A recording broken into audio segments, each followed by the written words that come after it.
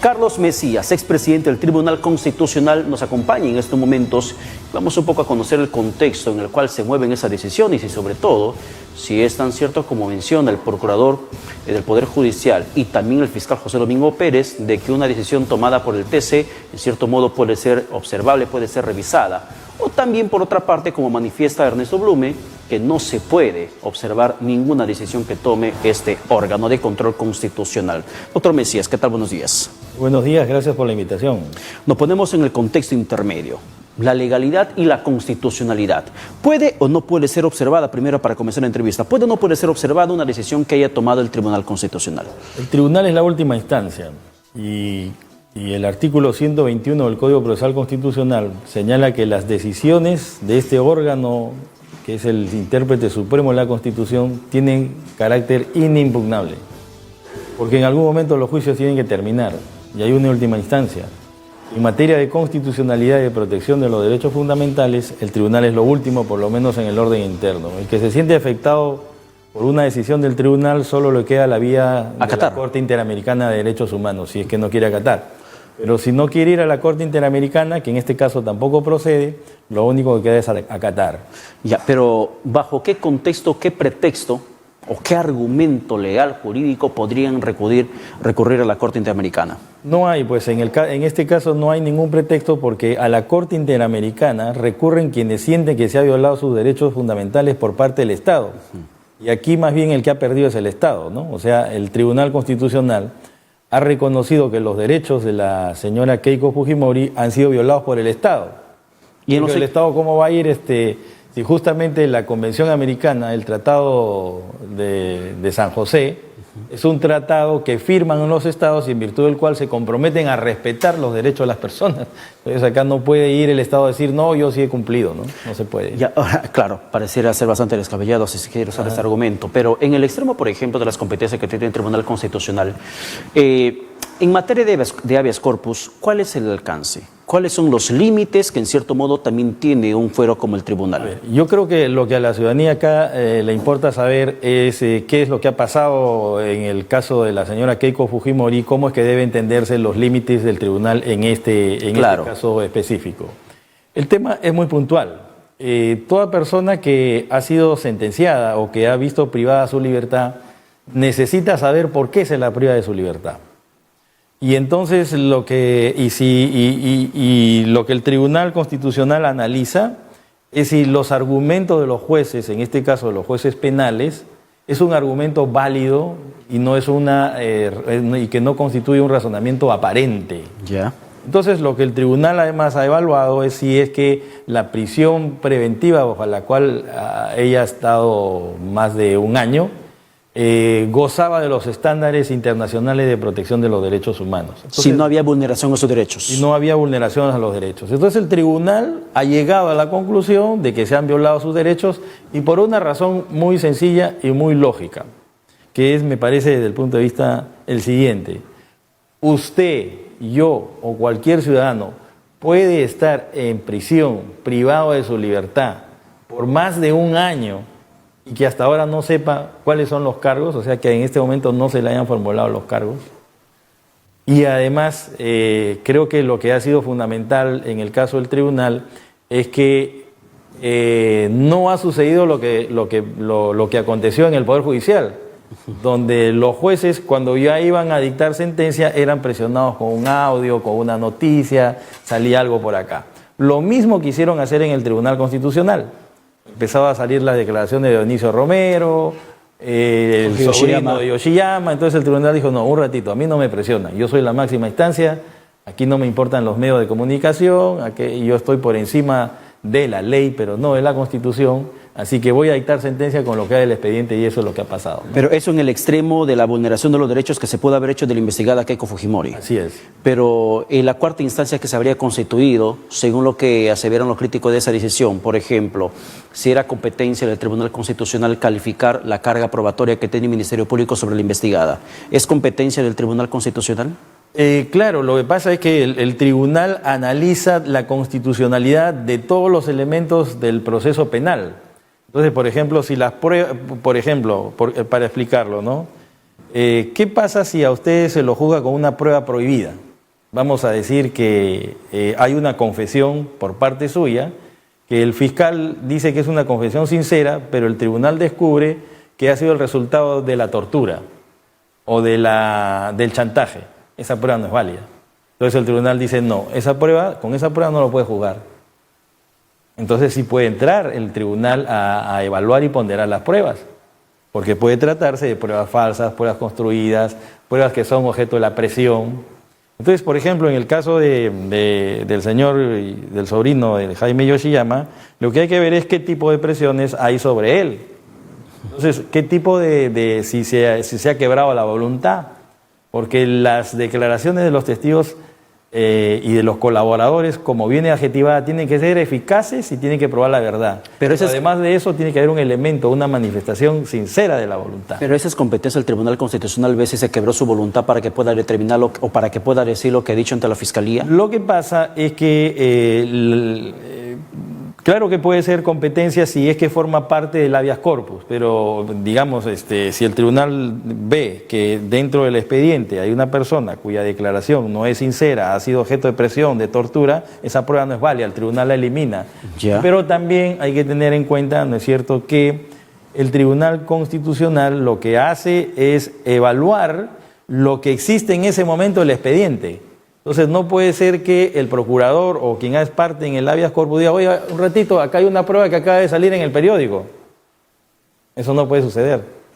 Entonces no se puede ejercer presión, es una mala práctica que el Poder Judicial ha permitido y el Tribunal Constitucional no, es que en la hora nona, en la hora 11ª, sale un audio, sale una prueba y entonces los jueces retroceden. Eso y si no forma parte del proceso no puede ser incluido. Eso es bastante conocido, claro, en materia legal. El tribunal se ha hecho respetar, ¿no? Pero claro, en el tema de Yoshiyama, por ejemplo, en el extremo, si bien es cierto, no había sido admitida las últimas declaraciones de Yoshiyama respecto a lo que había manifestado, que Keiko Fujimori conocía que el dinero provenía de Odebrecht. Sin embargo, había declaraciones previas en las cuales manifestaba justamente que Jaime Yoshiyama le había dispuesto que pueda buscar falsos aportantes. También dentro del expediente está el caso de Luis Alberto Mejía, Leca, el ex tesorero de Fuerza Popular, Fuerza 2011, que también manifestó ante el Ministerio Público que se había dispuesto la quema de documentos y que había una confesión de manera directa. Entonces no eran especulaciones como el fallo del Tribunal Constitucional termina diciendo, sino de personas directamente involucradas,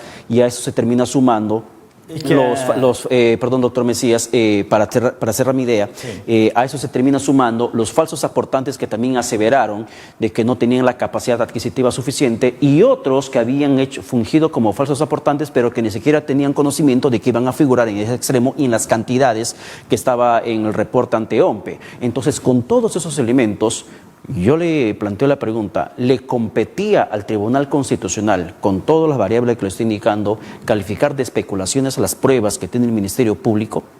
Es que justamente ahí lo que usted está haciendo es entrar al fondo. Pero eso es lo que sobre el fondo lo que determinó también el Tribunal Constitucional. Eso es justamente lo que el Tribunal no ha hecho. Porque claro, usted dice, mire, hay todos estos elementos probatorios.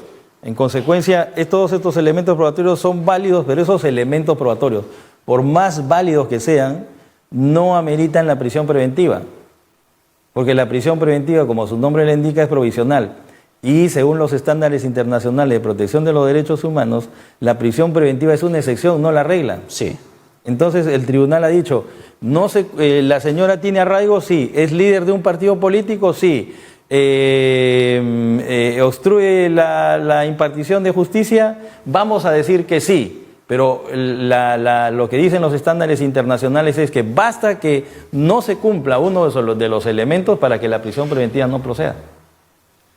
Entonces, el tema no es de que, digamos, que no hablemos de los falsos aportantes, hablemos de los falsos aportantes, digamos que todo lo que usted dice es cierto, pero la prisión preventiva no puede ser dictada si es que la persona, por el principio de presunción de inocencia, si es que hay las garantías de que la persona puede llevar a cabo su proceso en libertad, porque estando en libertad ella se puede defender mejor. En el extremo, por ejemplo, que mencionó el tribuno Carlos Ramos, que como ya no hay bancada de Fuerza Popular, entonces se ha tenido una obstrucción a la investigación.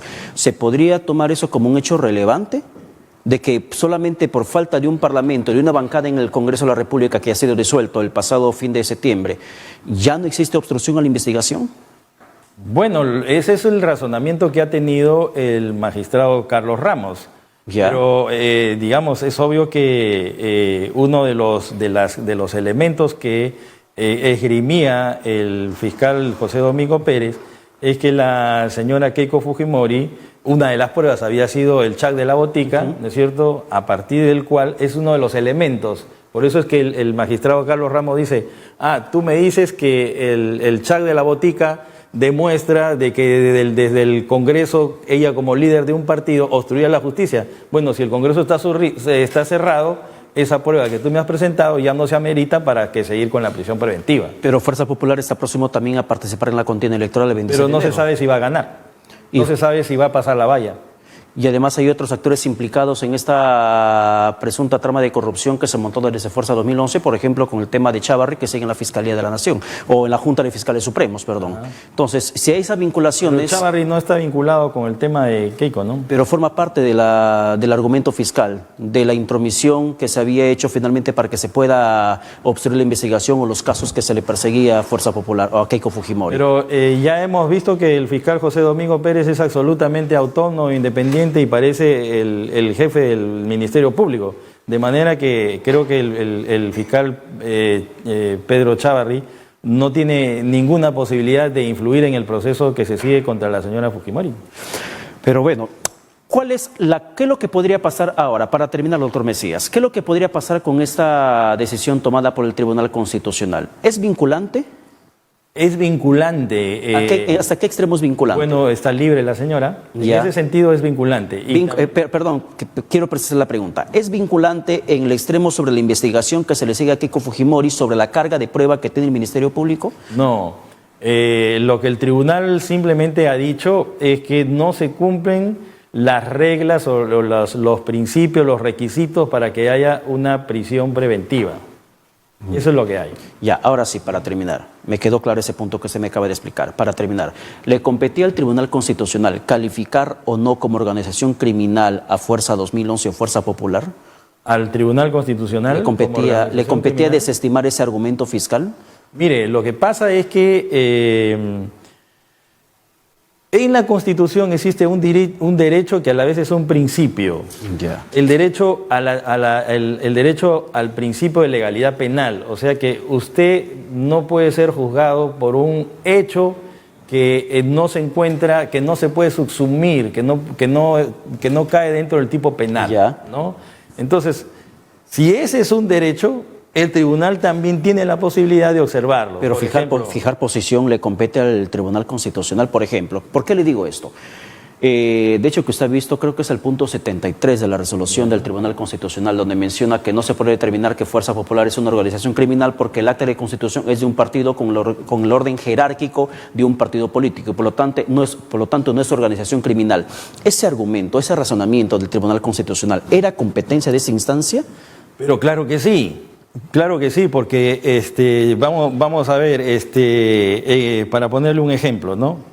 En el Perú no está tipificado como delito el incesto entre personas mayores.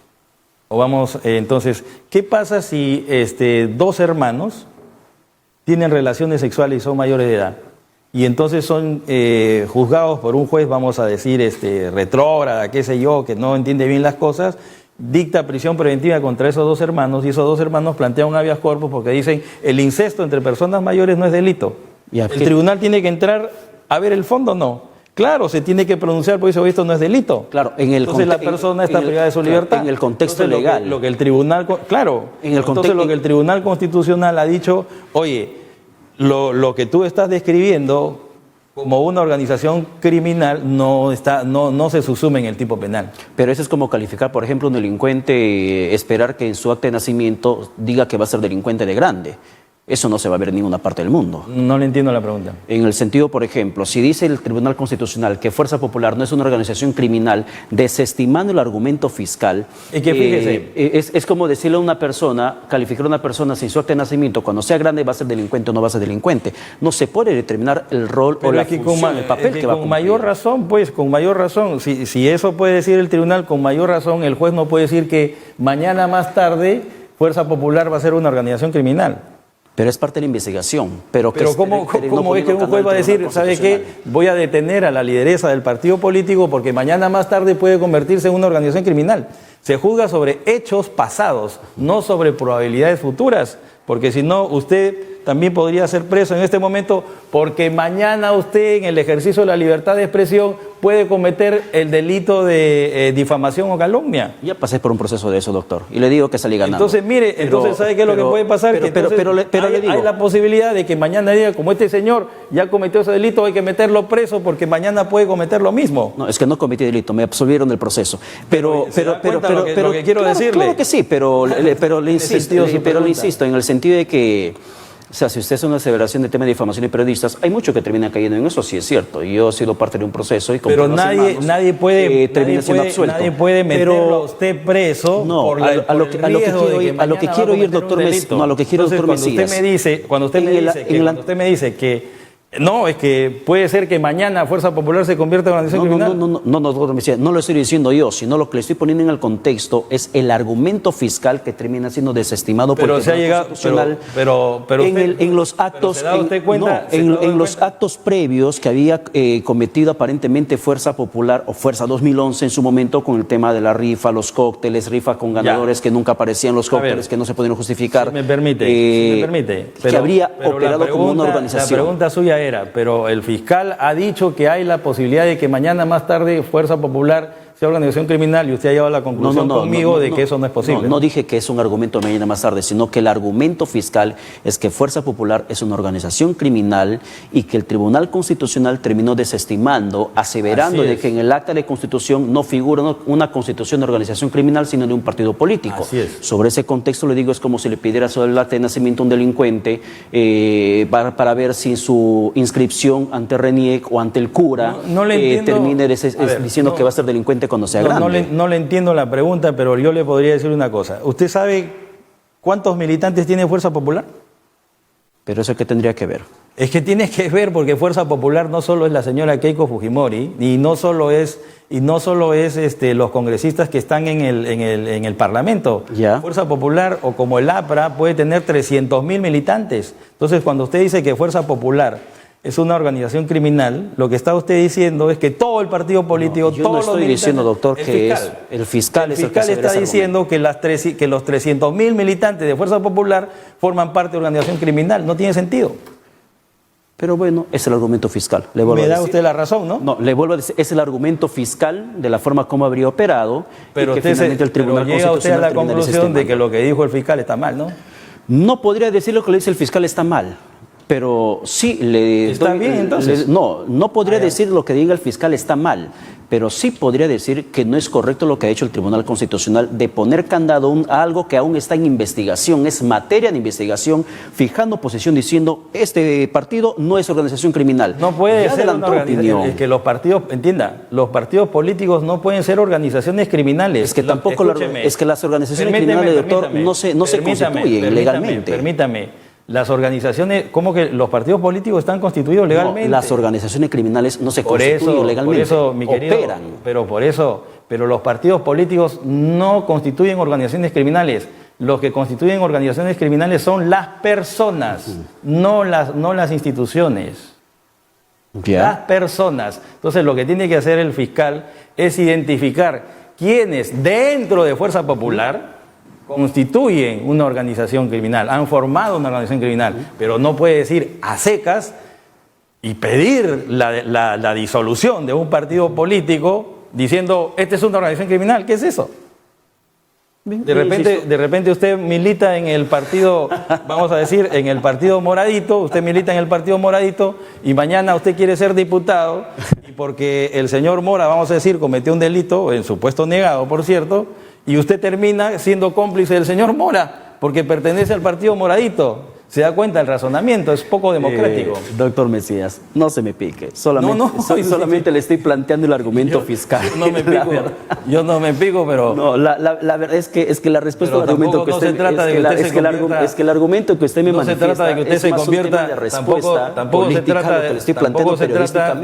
trata de que usted se convierta en un ventríloco de lo que dice el Ministerio Público. No, para nada. Creo que no me está entendiendo. Sí. Pero creo que los televidentes se me han entendido perfectamente. perfectamente. Muy bien.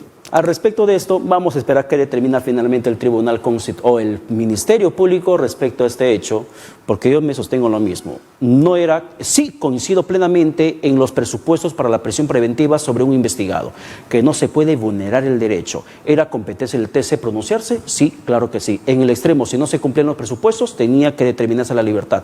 Pero desechar los argumentos fiscales en la parte probatoria que se está investigando. Usted ha sido presidente del Tribunal Constitucional y mucho más sabe que yo del tema del tribunal, de temas constitucionales. Yo soy un humilde periodista que intento estar informado para poder comunicar a la población lo que está pasando en el país. Y que creo que hay instancias que se tienen que respetar y es por eso que el Poder Judicial ha presentado justamente esta demanda para que se revise, porque consideraban que era controversial y porque se había instaurado una cuarta instancia justamente al terminar desestimando las pruebas del Ministerio Público por encima del pronunciamiento sobre la protección de los derechos que le asiste a Keiko Keiko Fujimori. Lo que pasa es que el Tribunal Constitucional ha llegado a la conclusión de que las pruebas que se han aportado al proceso, digamos, no son suficientes, son nulas, y además el Tribunal Constitucional ha llegado a la conclusión de que no se cumplen con los requisitos para tenerla a la señora presa. Yo le hago una pregunta. ¿Usted tiene a su esposa o a su hija y está 1 año y medio presa y usted no sabe por qué y todavía el fiscal no ha formulado los cargos? ¿Le parece justo? ¿Y usted no sabe por qué Keiko Fujimori estaba detenida? ¿Usted no sabe por qué Keiko Fujimori estaba detenida? Está detenida porque no se sabe, porque los cargos... No se sabe, doctor. Pero es que los cargos no han sido formulados. Está bien, pero usted... usted está preso hace 1 año. Es que son las reglas de juego de la ley de crimen organizado que usted perfectamente conoce y que le atribuye al Ministerio Público presentar. Y no solamente ha sido Domingo Pérez, han sido 14 jueces por encima del proceso. Usted está preso hace 1 año y el fiscal no ha formulado cargos. ¿Le parece justo? Porque el pedido de prisión preventiva es que justo. hay un proceso... La Constitución dice... si es justo o no es justo... termina chocando, colisionando con lo que te dice el Código Procesal en el tema de crimen organizado. Porque si el Código Procesal te dice que es hasta 36 meses por tema de crimen organizado, le faculta al Ministerio Público a solicitarlo. Pero si es finalmente el Poder Judicial quien desestima, es también competencia de esa instancia. Si le dan 18 como 36, como 25, como pasó con otros investigados. Entonces, si me parece justo o no, no es la cuestión, sino la competencia legal que tiene en el marco del Código Procesal Penal por el tema de crimen organizado. No me parece dable. Le digo, humanamente, me parece chocante y doloroso que se le prive de la libertad a una madre de familia como un padre de familia. Pero desgraciadamente hay imputaciones que tenían que ser esclarecidas y lo que agarró Domingo Pérez es amparado de una ley que se aprobó en el Congreso de la República de crimen organizado. Ahí viene pues el tema, señor, que por encima de la ley prima la Constitución y los tratados de derechos humanos. Entonces usted cita la ley, yo cito la Constitución. Ya. Entonces lo que hace el Tribunal Constitucional es un examen de constitucionalidad, no de legalidad. Y la ley puede estar muy bien para combatir el crimen organizado, pero la ley en su aplicación al caso concreto puede convertirse en un acto de inconstitucionalidad. Entonces, cuando los tribunales constitucionales analizan, no analizan los casos desde la atalaya de la ley, sino desde la atalaya de la Constitución, o sea, desde la atalaya de los derechos humanos. Oye, ¿vas a combatir la corrupción? ¿Vas a combatir el crimen organizado? Correcto, pero hazlo en función de los estándares internacionales de protección de los derechos humanos. Perfecto. Doctor Carlos Mejías, muchas gracias por su paciencia aquí en los estudios de Noticias. Muchas gracias.